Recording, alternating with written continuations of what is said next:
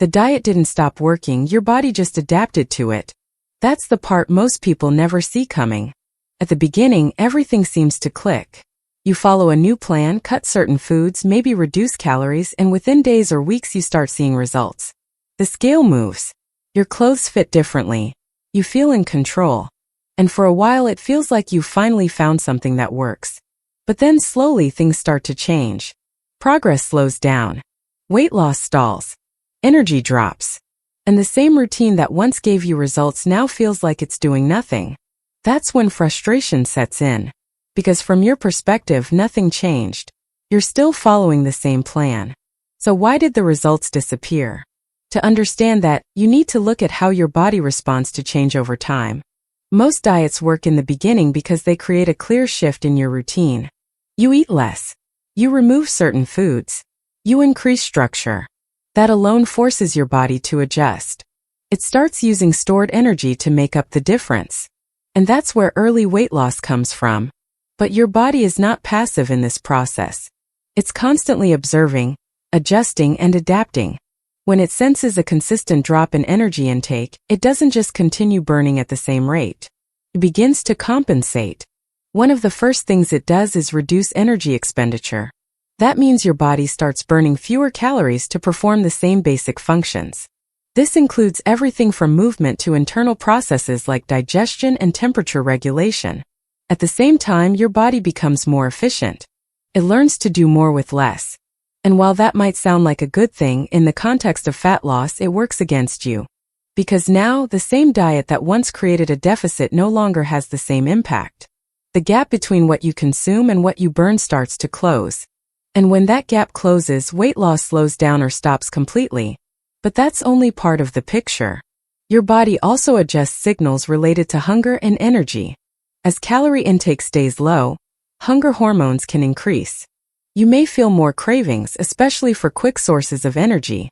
At the same time, signals of fullness can become less reliable. This makes it harder to stay consistent, even if your intention is strong. Energy levels can also drop. You might feel more tired throughout the day. Movement becomes less spontaneous. You sit more, move less, and don't even realize it's happening.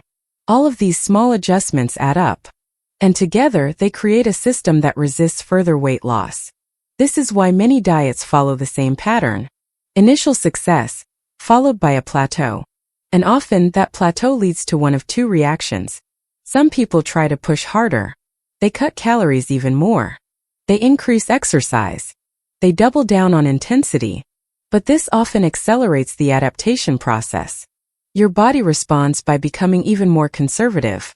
Others give up entirely. They return to previous habits. And because their metabolism has adapted to a lower intake, weight regain can happen quickly. This creates a cycle that feels difficult to break. Diet progress, plateau, frustration, regain. And over time, this cycle becomes more pronounced. Each new attempt feels harder than the last. Not because you've lost discipline, but because your body has become more resistant to change. This is where most traditional approaches miss the point. They treat the body like a static system. They assume that if something works once, it should keep working the same way. But your body is dynamic. It adapts constantly. And that adaptation is the key reason diets stop working over time. The real issue isn't that the diet failed. It's that the body adjusted to it. That's the key insight. Weight loss is not just about creating change. It's about how your body responds to that change over time.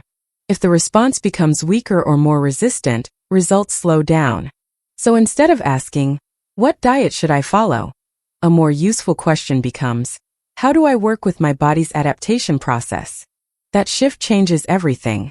It moves the focus away from rigid plans and toward understanding, toward flexibility, toward supporting the systems that regulate energy use. This includes maintaining a balance between intake and expenditure, without pushing either to extremes. It includes allowing your body periods of stability instead of constant restriction. And it includes supporting metabolic responsiveness, how efficiently your body uses energy when it's available. Some approaches also look at factors like thermogenesis, appetite regulation, and energy stability, because these influence how your body reacts to a diet, not just the diet itself. When these systems are more balanced, the body is less likely to resist. And progress becomes more sustainable. Not faster but more consistent. That's the difference. Instead of chasing short-term results, you're working toward long-term function. And that reduces the cycle of starting over again and again. Because once you understand why diets stop working, you stop blaming yourself. And you start adjusting your strategy. If you want to explore this further, there's a structured breakdown in the description that connects these ideas to practical ways of thinking about your routine and how to avoid adaptation traps. And if you want more content that helps you understand the structure behind weight, metabolism, and long-term results, consider subscribing.